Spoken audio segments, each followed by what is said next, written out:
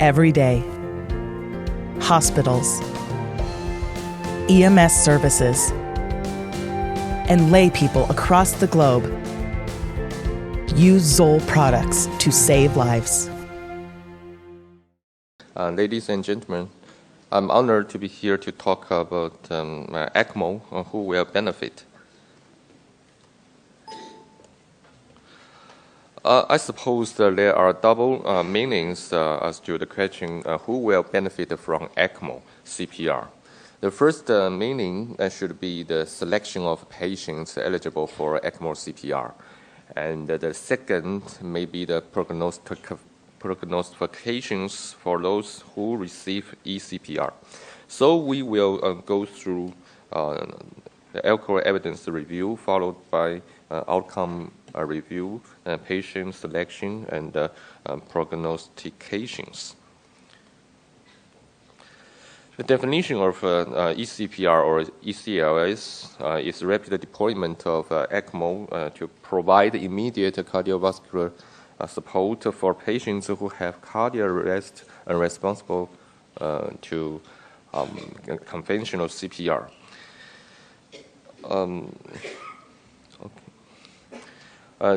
It shows the trend of increasing publications concerning ECMO CPR. And now we will go through the evidence review in ILCOR from 2011 to 2015. First, the pickle question of a comparison between the eCPR and the manual or mechanical CPR has been shown here. More than 600 papers have been reviewed by Professor Abiki and I as the ALS task force. After strict review, only 5 non-randomized controlled trials have been enrolled. Of 8 non-randomized controlled studies, only 2 OCA studies and 2 INCA studies are included after assessment of risk of bias. 2 very preliminary randomized control studies are excluded.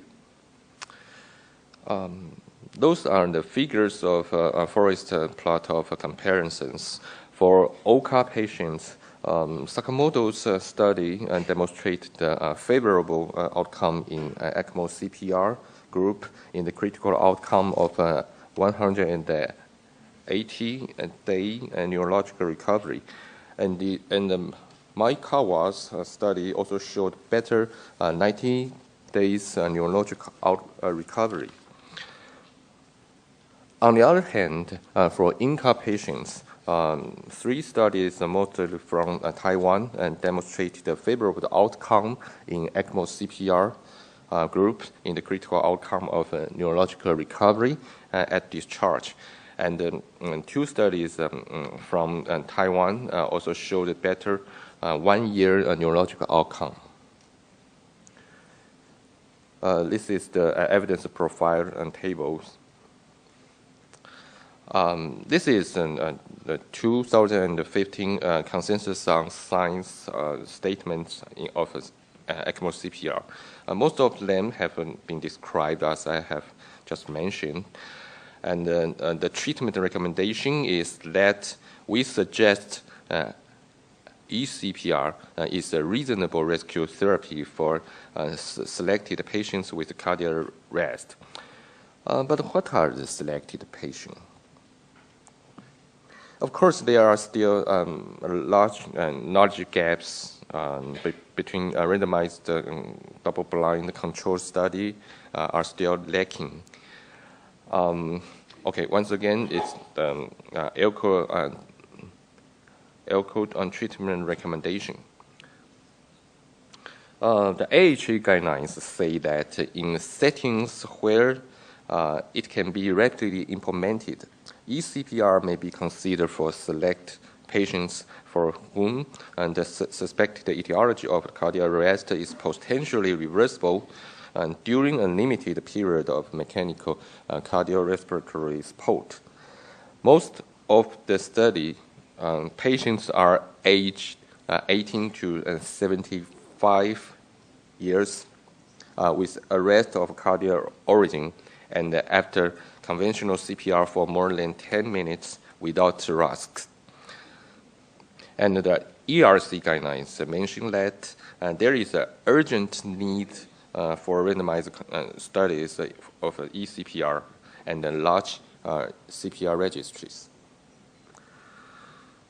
So next we will focus on outcome review. This meta-analysis published in 2015 included 8 observational studies after year 2000. 343 patients were enrolled, and overall survival to hospital discharge is about 36%.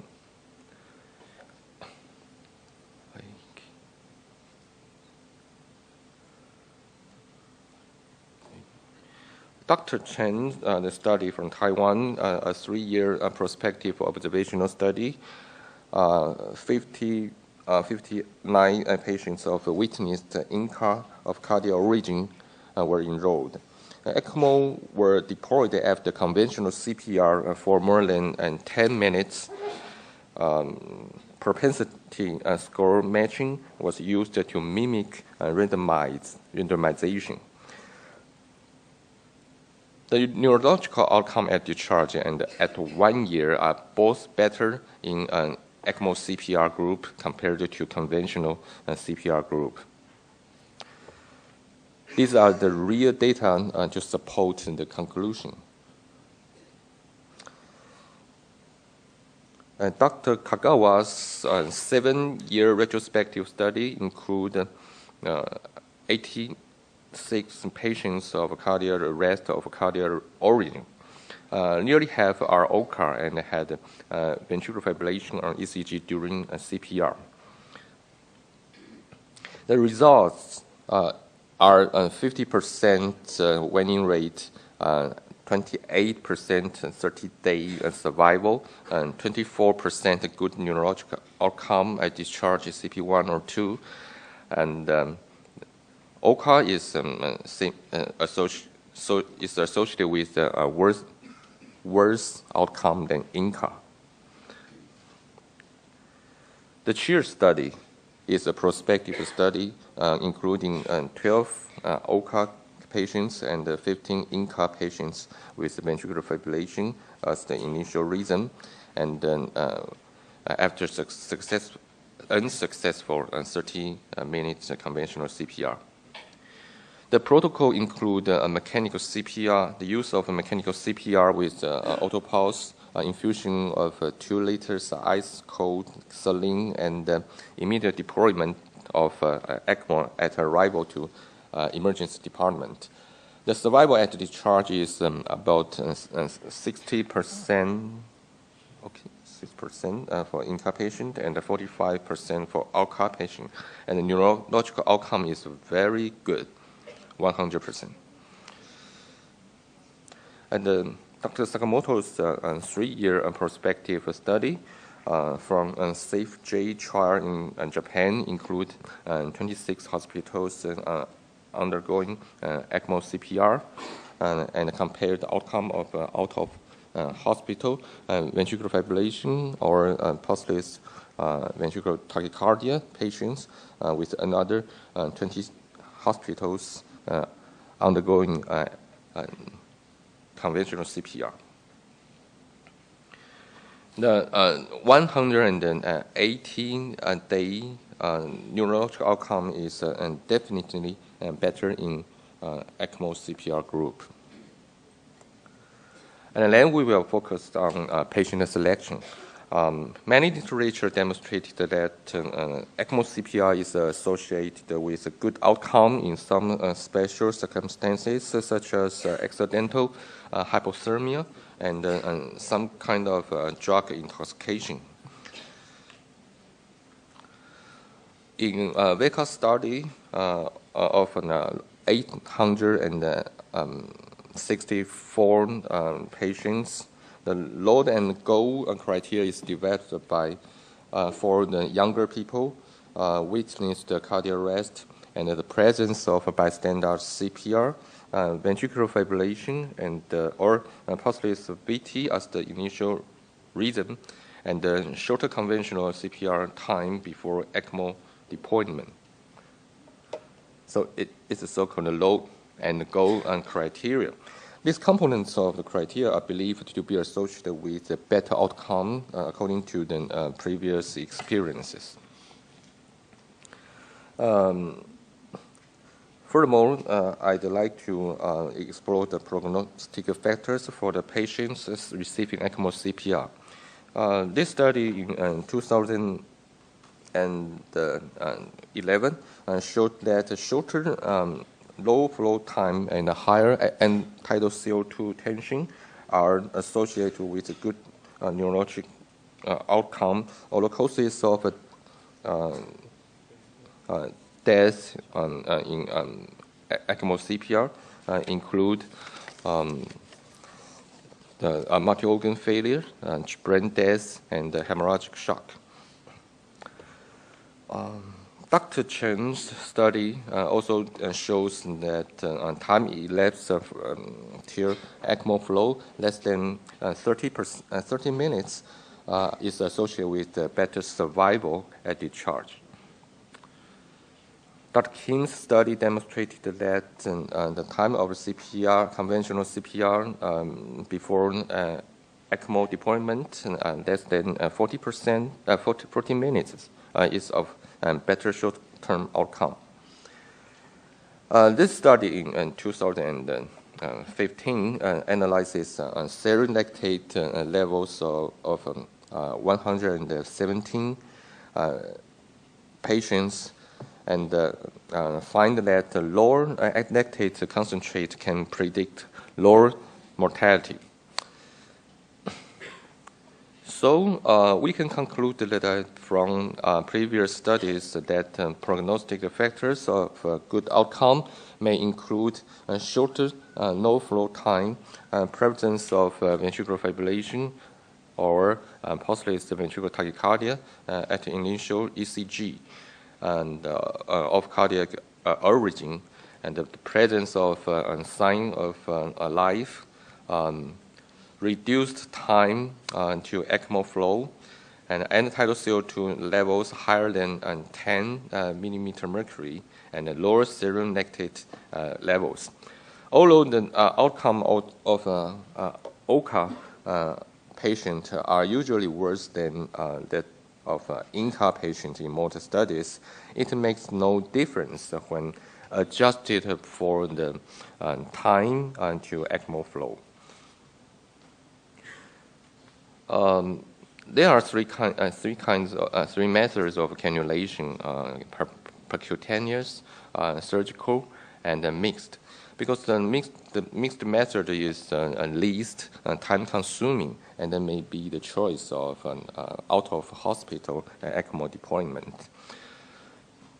So summary, as to the ECMO CPR or ECLS, only small randomized studies are available. And the survival in ECMO eCPR ranges from 4% to 54%. And the ECMO deployment should be decided and to make the decision within 15 to 20 minutes. And ECMO should start within 60 minutes. It is urgent need for efficient ECMO rescue teams for INCA and OCA. So the conclusion, who will benefit from ECMO CPR?